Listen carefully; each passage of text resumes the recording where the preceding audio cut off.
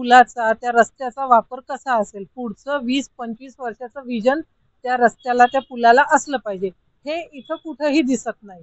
पण आता सध्या एकही पदपथ किंवा एकही सायकल ट्रॅक हा रिकामा नाही. आपल्या सिंहगड रस्त्याला 2 मंडई बांधून तयार होत्या. ही राजकीय अनास्था आहे, प्रशासकीय दुर्लक्ष आहे. दोघांनाही बघायचं नाहीये. दोघंही आपल्या आपल्या सगळ्या व्यवस्थेमध्ये जर मशगूल आहे असं जर म्हटलं आपण, तर ते वावगं ठरणार नाहीये. म्हणजे दर्जाच नाहीये. हीन शब्द पण त्याला खरं म्हणजे अ, कमी पडेल. आपण मागील पानावरून पुढे जातो. आपण पुढे जातच नाहीये. आणि ह्या सगळ्याचा गोंधळ तिथं होतो म्हणून पुलावर आपल्याला वाहतूक कोंडी दिसते. वडगावकरांचं तर इतकं दुःख वाईट आहे ना, त्यांचा तर मी म्हणेल त्यांचा अभिमन्यू झालाय. हे कसं सगळं ओरबाडून झालंय, त्याची लखतरं निघाली आणि मग आता हे तुम्ही घ्या. मुख्य सिंहगड रस्त्याची वाहतूक कोंडी तर आहेच आहे, पण त्या व्यतिरिक्त अंतर्गत रस्ते जे म्हणतो ते देखील व्यवस्थित नाहीये. म्हणजे एक नमस्कार. आता आपण आहोत सिंहगड रोड भागामध्ये. गेल्या कित्येक दिवसांपासून या सिंहगड रोड भागात वाहतूक कोंडीची समस्या खूप मोठ्या प्रमाणात भेडसावते आहे. या रोडला झालेले नवीन उड्डाण पूल असो किंवा नसो, वाहतूक कोंडीची समस्या सुटलेली नाही. नवीन पूल झालेत, मात्र त्यांची अवस्था वेगळीच आहे. ते नवीन पूल होऊनही दररोज वाहतूक कोंडी होते. अत्यंत वरिष्ठ दर्जाच्या पोलीस अधिकाऱ्यांनी देखील या रस्त्यावर व्हिजिट करून वाहतूक कोंडी कशी सोडवता येईल त्याच्यासाठी प्रयत्न केलेले दिसतात, मात्र ती सुटताना काही दिसत नाहीये. या पार्श्वभूमीवर या भागातील कोणतेही सामाजिक कार्यकर्ते, राजकीय कार्यकर्ते यांच्यापेक्षा सत्यकथन किंवा वस्तुस्थिती काय आहे याचा लेखाजोखा, याचा अभ्यास कोणाकडे असू शकतो, तर एका पत्रकाराकडेच असू शकतो. आणि या पार्श्वभूमीवर आपण या भागातल्या सिंहगड रोड भागातल्या खूप जुन्या आणि अभ्यासू सकाळच्या पत्रकार जागृती कुलकर्णी यांच्या समोर आहोत.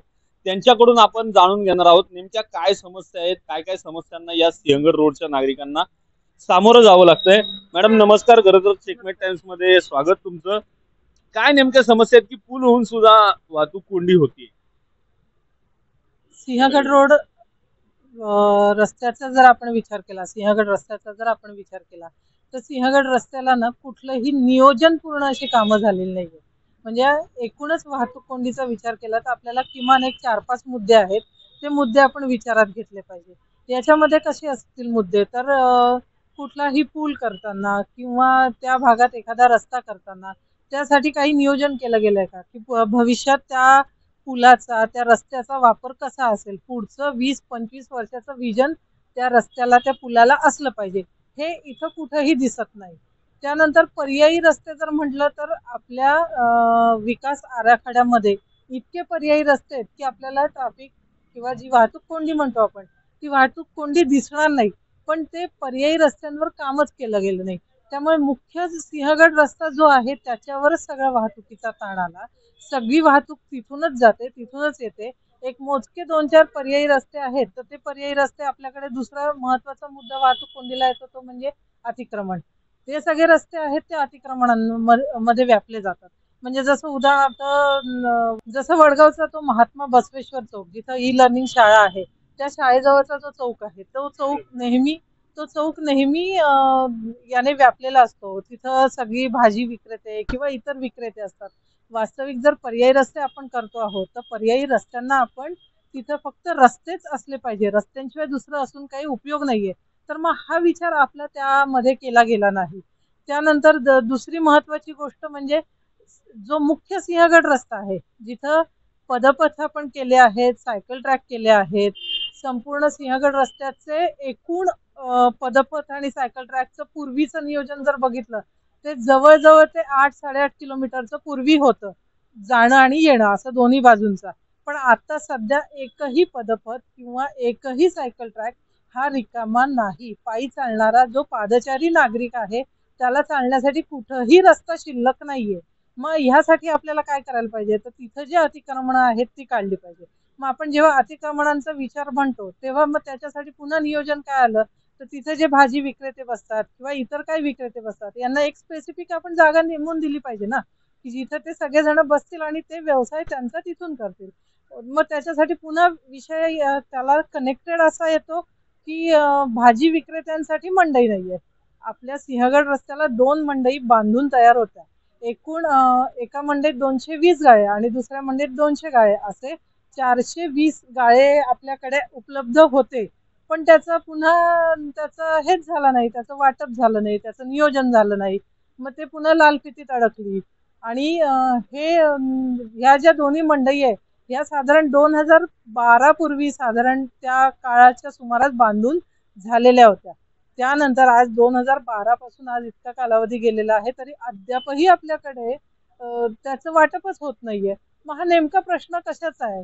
मग यामध्ये पुन्हा येतं की राजकीय अनास्था आहे, प्रशासकीय दुर्लक्ष आहे. दोघांनाही बघायचं नाहीये. दोघंही आपल्या आपल्या सगळ्या व्यवस्थेमध्ये जर मशगूल आहे असं जर म्हटलं आपण, तर ते वावगं ठरणार नाहीये किंवा चुकीचं ठरणार नाहीये. मग ह्यासाठी पुन्हा अतिक्रमणवाल्यांचा जो काही कामाचा जो स्वरूप आपण बघितलं, तर अतिक्रमणची गाडी निघते, त्याच्या आधी कोणीतरी निघतं, तो सांगत सांगत जातो की अतिक्रमणचं आधीच लोकांना कळतं की अरे अतिक्रमणची गाडी येणार आहे. ते सगळे आतमध्ये जातात, गाडी येते, गाडी जाते. हा एक आपल्याकडे ट्रेंड झालेला आहे. किंवा तेवढी दिखाऊ कारवाई होते आणि मग सगळेजण त्या गाडीला कात्रजचा घाट दाखवतात. म्हणजे त्याचाही उपयोग होत नाहीये. मग नेमकं आपण करतो काय? आपल्याला अतिक्रमण सांभाळता येत नाही, आपल्याला रस्ते नीट सांभाळता येत नाहीये. त्याच्यानंतर जे रस्त्यांची कामं होते त्याचा दर्जा अतिशय हीन आहे. म्हणजे दर्जाच नाहीये, हीन शब्द पण त्याला खरं म्हणजे अ, कमी पडेल. त्याला दर्जाच नाहीये. आज रस्ता केलाय, पुढच्या महिना 2 महिन्यात तो रस्ता उखडलेला असतो. किंवा उखडला गेला नाही, तर मग तो कधीतरी गॅस लाईनसाठी, कधीतरी ड्रेनेज लाईनसाठी, कधीतरी पिण्याच्या पाण्यासाठी किंवा कुठल्या ना कुठल्या तरी कारणासाठी पुन्हा खोदला जातो. म्हणजे पुन्हा आहे जैसे थेच आपण मागील पानावरून पुढे जातो. आपण पुढे जातच नाहीये, आपण पुढचं पाऊल टाकतच नाहीये. तर ह्या पद्धतीने सगळं काम सिंहगड रोडला सुरू आहे. नाही, मग एकूणच ही जी वाहतूक कोंडी दिसते, मग हा पूल होऊन देखील का वाहतूक कोंडी दिसते? आता पुलाचा विचार केला ना, तर पुलाचं अगदी पहिलं स्ट्रक्चर असं होतं की विठ्ठलवाडीपासून निघणार आणि तो याच्यापर्यंत येणार. पण आत्ता जो पूल जिथं उतरवलाय त्याच्याऐवजी म्हणजे विठ्ठलवाडीपासून सुरू झालेला पूल आता फन टाइम थिएटरच्या थोडा अलीकडे असा उतरवण्यात आलाय. म्हणजे आता आपण ज्या रस्त्याला उभो आहोत, माणिकबागचा हा डीपी रस्ता आहे. वीरशिवा काशीद चौक तिथं क्रॉस होतो आणि त्या चौकाच्या पलीकडे तो रस्ता उतरतो आहे. पण तोच रस्ता जर कालव्याला जो पर्यायी रस्ता आहे, तो पर्यायी रस्ता येऊन त्याच्या पलीकडे जर उतरला असता ना, तर आता जी कोंडी होते तिथं, म्हणजे कालव्याचा जो रस्ता आहे पर्यायी रस्ता, तिकडनं येणारी वाहतूक, माणिकबागेतनं खालून येणारी वाहतूक आणि पुलावरून येणारी वाहतूक, असे तीन वाहतुकी तिथं सगळ्याच जणांचं वाहतूक तिथं येते. म्हणजे फन टाइमच्या थिएटरच्या समोर तिथं वाहतूक येते आणि ह्या सगळ्याचा गोंधळ तिथं होतो, म्हणून पुलावर आपल्याला वाहतूक कोंडी दिसते. शिवाय ह्या सगळ्यांना पुढे जाण्यासाठी तसा ब्रॉड रस्ता नाहीये. त्याच्यात पुन्हा वडगावची वाहतूक येते. वडगावकरांचं तर इतकं दुःख वाईट आहे ना, त्यांचा तर मी म्हणेल त्यांचा अभिमन्यू झालाय. म्हणजे त्यांना आत जाण्यासाठी रस्ते आहेत, वडगावात आत जाण्यासाठी खूप रस्ते आहेत, पण वडगावातनं बाहेर पडण्यासाठी रस्तेच नाहीये, अशी वडगावकरांची अवस्था झाली. त्यासाठी कोणीही कुठल्याही लोकप्रतिनिधींनी म्हणेल किंवा प्रशासनाने म्हणेल, कोणीही तसं ठोस काम असं केलं नाही.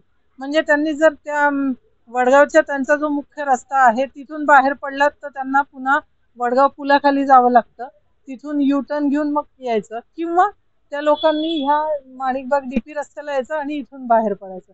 म्हणजे थेट वडगावातनं बाहेर पडण्यासाठी एकही रस्ता नाहीये. आत जायला 5-6 रस्ते आहेत, पण बाहेर पडायला एकही थेट रस्ता नाहीये. ही वडगावकरांची अवस्था झाली. नरे दायरीचं म्हणाल तर त्यांना एकुलता एकच रस्ता आहे, मुख्य सिंहगड रस्त्याने जायचं आणि मुख्य सिंहगड रस्त्यानेच यायचं. त्याच्यामुळे जो काही ताण आहे तो सगळा त्या मुख्य सिंहगड रस्त्यावरच असतो.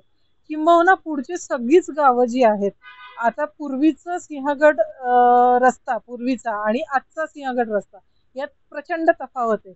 नागरीकरण वाढलं, शहरीकरण म्हणतोय आपण तसं वाढलंय, गावं समाविष्ट आपण केली आहेत, पण गावं समाविष्ट करताना आपण त्याचा कुठलंही नियोजन नाही केलं त्या समाविष्ट करण्याचा. हे कसं सगळं ओरबाडून झालंय, त्याची लखतरं निघाली आणि मग आता हे तुम्ही घ्या. अशा पद्धतीने समाविष्ट गावांचा प्रश्न आहे.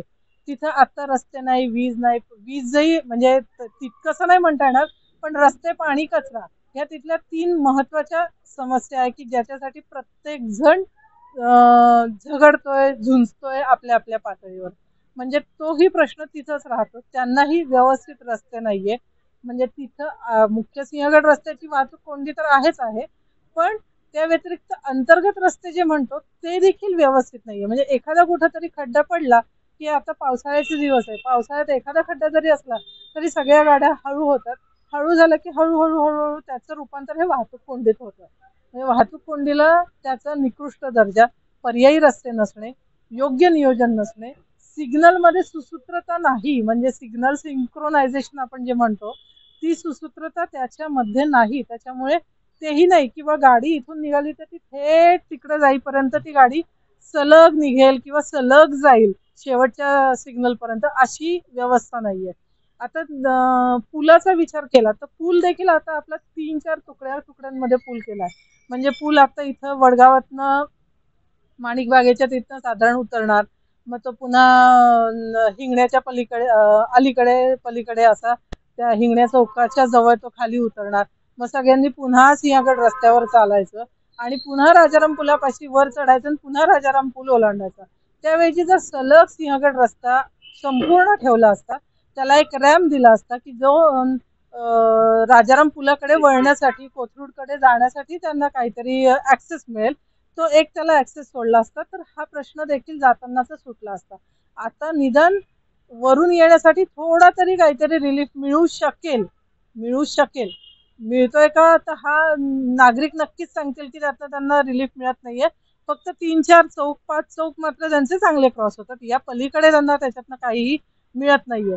पण जाताना तर त्यांची अवस्था अधिक वाईट होणार आहे. म्हणजे जसं किरकटवाडी, खडकवासला, डोंजे हे जी पुढची गावं आहेत, त्या गावातनं जेव्हा नागरिक पुढे येतील तर ती सगळी वडगावपर्यंत येणार. ती सगळी पुन्हा पुलावर चढणार. ज्यांना शहरात दांडेकर पुलाच्या दिशेने जायचं आहे, ती सगळी पुलावर चढणार, पुन्हा पुलावरून खाली उतरणार, पुन्हा सरळ जाणार.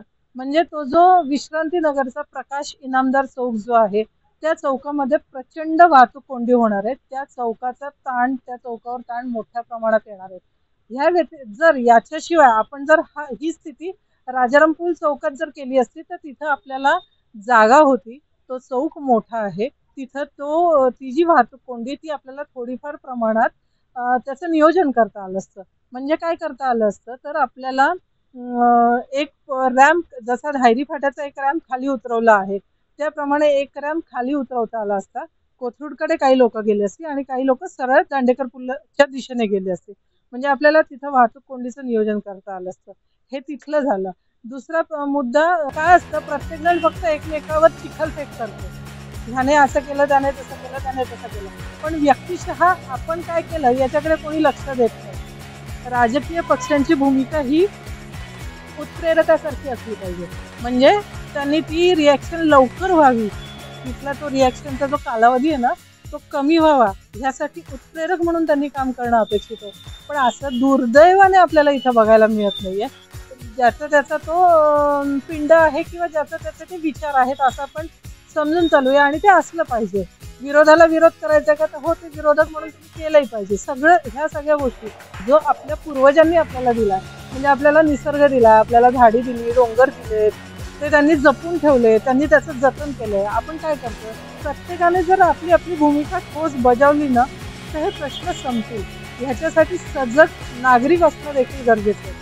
अशी स्थिती लोकांमध्ये असते. इतका त्यांचा तो इगर असतो, की इतकी ती उद्विग्नता असते त्यांच्यात, की त्यांना लगेचच त्याच्यावर रिॲक्ट व्हायचं असतं. मला तरी कुठं हौस आली आहे की माझ्या गाडीचं पेट्रोल खर्च करावं किंवा वाहतूक कोंडीतनं जावं, त्याचा त्रास स्वतःलाही करून घ्यावा.